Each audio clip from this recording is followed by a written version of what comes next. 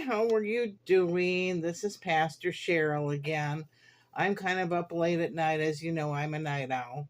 And I was thinking about all these negative things on YouTube and Facebook and stuff about the end of the world. And, it's upsetting to old people, especially, but it's upsetting to even young people hearing that the world is coming to an end. How young people respond as they decide not to go on to college because they'll end up with this big student loan. And they said there's no point. The world's going to end. So there's no point to go to college. It's not good for them, right? That is just not good for them. It's really best if they do go to college and work on their career, because we really don't know when this rapture is going to happen and when Christ is going to return. We are looking at a timeline and we're looking at predictions and visions. People are visionaries, and some people die and come back and tell us what they think. But you know what? The future is unstable. Remember Yoda on Star Wars? The future, you really can't predict it. It can change. Depends on our prayers and what direction we go in. We could say, well, when these directions, if we're going to do this, this, and this is the outcome. Okay. But we can change those directions through prayer and saying, we really don't want war. We don't believe in it. And we as Americans, we really, really don't believe in war. This comes to be a big surprise to our neighbors. We don't believe that it achieves anything. Look at Napoleon. He went in and conquered all of Europe. And then he died. And it all went back to where it was, exactly the way it was. Those old tribal lines, those are tribes. Austria, the Czechs, Czechoslovakia, the Czechs and the Slavs and the Germans. And these are all little tribes.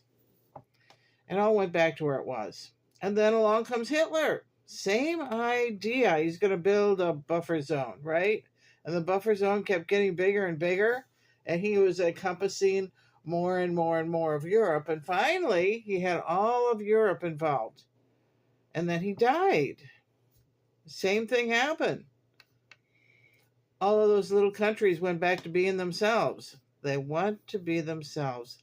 Let them. Forget about trying to merge them together and get them, all one country. See, they really don't want to be. They want to be all these little bitty countries. Just leave them alone.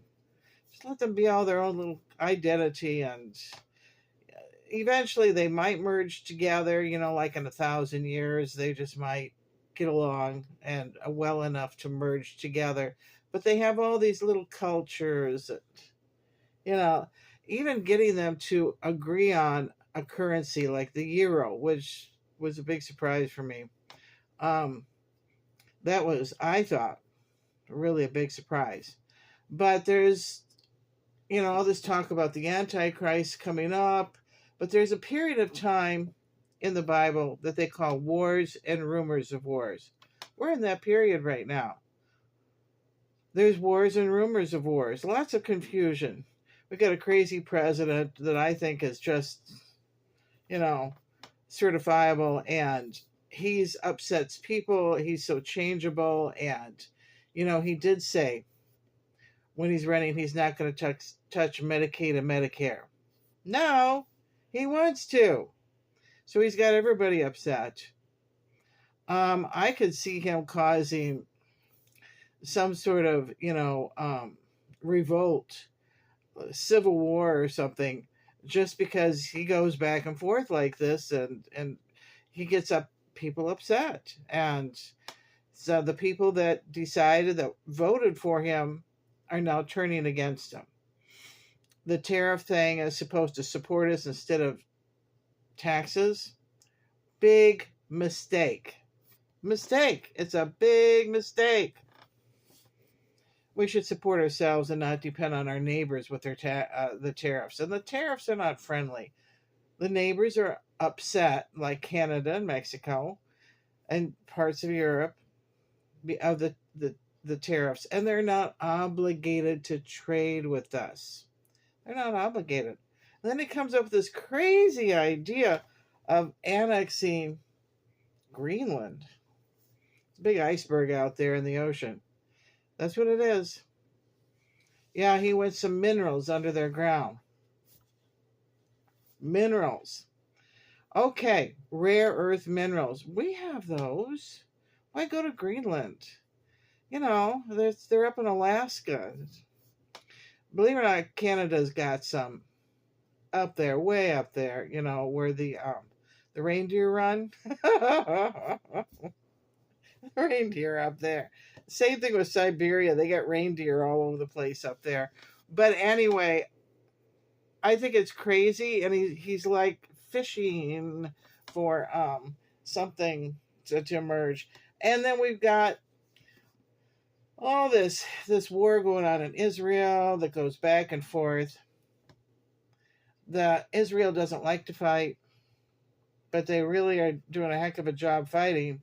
And then Hamas and their neighbors hate them, but they like to fight.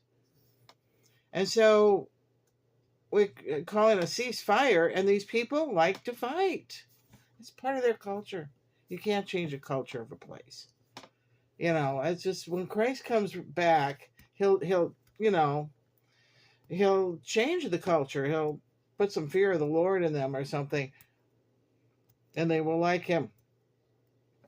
And so anyway, and then we've got this Russian president that now has decided to, whenever we do anything heroic, the United Nations or the United States, that he's going to declare war on us. The UN, you know, and he probably will. So I write the president on a regular basis and say, guess what? I had a dream 20 years ago that I saw the Russian, what do you call that? Russian soldiers invading our land. I saw this in a dream. Several times, same dream, over and over again, which means something. It means something when you have a dream. It's a warning. A dream like that, it's a warning. And other people have had the same dream. I never told anybody. I said, I had this really weird dream. Oh, And then another one's an earthquake. We are on the Mississippi River, and the fault line goes, there's a New Madrid fault line that goes up the Mississippi, and then it goes on over across and on up to St. Louis, and then it goes at an angle, and it'll eventually split all the way on up to Lake Michigan. It'll go through Gary, Indiana. That's kind of a low area there. A lot of swamp. And up around that Chicago, it'll knock down buildings. So if you're in a hot zone like that, and you know that an earthquake's going to happen, and that things are going to happen, like, you know that there's going to be a tsunami. We used to call those tidal waves. And it's going to have a tsunami because the earth is shifting underneath the ocean, and you know you're going to get swamped somewhere in the world or in the United States. Get out of there. Just move. Just get the heck out of there. What are you sitting on land that's going to sink under the ocean? I mean, really, really. And then we've got all these, volcanoes going off. And yes, we are going through that period of time. Wars and rumors of wars. So now we've got predictions that the rapture will happen in 5 years to 20 years. 5 years to 20 years. Okay. We don't know. We honestly don't know. So go ahead, live your life, enjoy life, okay?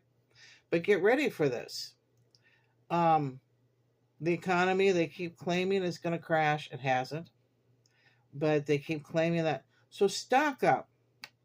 It's better to be safe than sorry. Stock up groceries like non-perishable goods, dried stuff like noodles and beans and pasta, and then a lot of canned veggies. Canned veggies, so easy. Just go up to Walmart. What is it? 29 cents, 39 cents a can. Just go up there and just stock up. And have a very deep pantry because something really could happen. Don't forget the water. Just get some bottled water in case the pumps get turned off downtown and we're without water for a couple days or a couple weeks. Oh, just be prepared with that. We use a lot of water. We really do. We drink a lot. I mean, we really do. And so, anyway, this is just keep positive, keep your chin up. Everything will turn out okay. Love you lots. Bye bye.